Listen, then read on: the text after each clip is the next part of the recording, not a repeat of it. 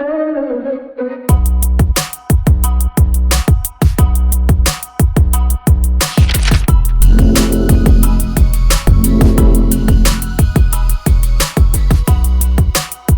दोस्तों, मैं अक्षय सिंह आपका हार्दिक स्वागत और अभिनंदन करता हूं और एक बार फिर से 3 जून की करंट अफेयर की क्लास में आपके सामने उपस्थित हुआ हूं और आशा करता हूं आप सभी लोग स्वस्थ होंगे और करंट अफेयर की क्लास लगातार आप लोगों तक पहुंच रही है और इसी तरीके से आप लोग प्यार बनाए रखें और हमारे चैनल को लगातार सब्सक्राइब करें और बेल आइकन को दबाएँ ताकि आपको हमारे वीडियो के नोटिफिकेशन लगातार मिलते रहें।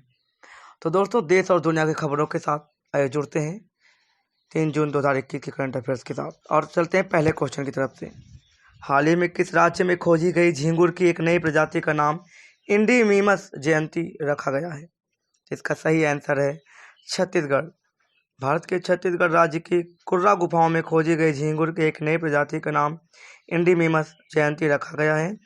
इस प्रजाति का नाम गुफा खोजकर्ताओं प्रोफेसर जयंत विश्वास के नाम पर रखा गया है।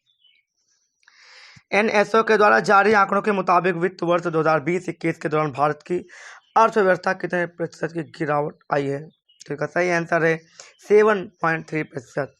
राष्ट्रीय सांख्यिकी कार्यालय एनएसओ के द्वारा जारी आंकड़ों के मुताबिक कोविड-19 महामारी की वजह से वित्त वर्ष 2020-21 के दौरान भारत की अर्थव्यवस्था 7.3% की गिरावट आई है, जबकि पिछले वित्त वर्ष में चौथी तिमाही में जीडीपी ग्रोथ रेट 1.6% दर्ज की गई थी।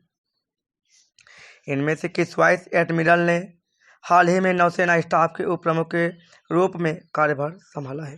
इसका सही आंसर है रवनीत सिंह। एमएस पवार की जगह हाल ही में वाइस एडमिरल रवनीत सिंह ने हाल ही में नौसेना स्टाफ के उप प्रमुख के रूप में कार्यभार संभाला है। रवनीत सिंह को 1983 में भारतीय नौसेना में कमीशन किए गए और एविएशन में विशेषज्ञ हैं। भारतीय उद्योग परिसंघ ने किस कंपनी के सीईओ और प्रबंध निर्देशक टीवी नरेंद्रन को नया अध्यक्ष नियुक्त किया है?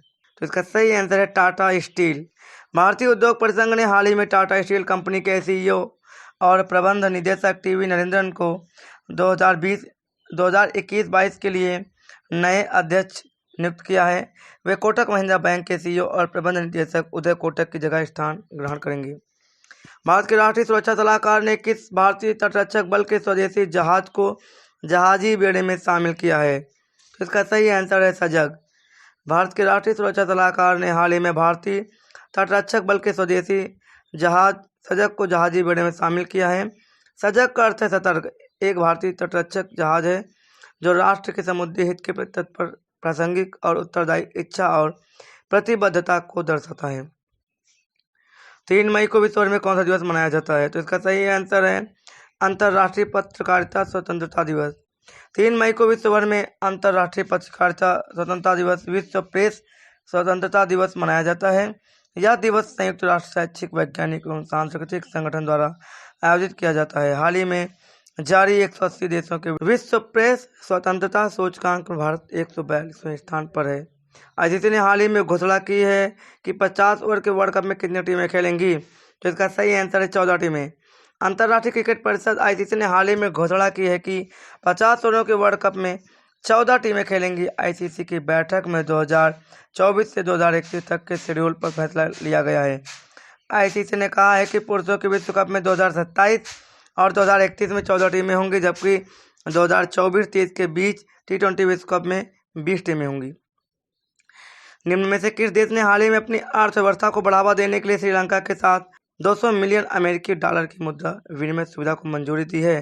तो इसका सही आंसर है बांग्लादेश। बांग्लादेश ने हाल ही में अपनी अर्थव्यवस्था को बढ़ावा देने के लिए श्रीलंका के साथ 200 मिलियन अमेरिकी डॉलर की मुद्रा विनिमय सुविधा को मंजूरी दी है।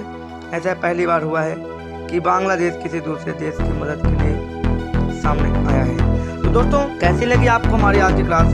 कमेंट करके जरूर बताएं और मिलते हैं अगले क्लास में। तब तक के लिए जय हिंद, जय भारत।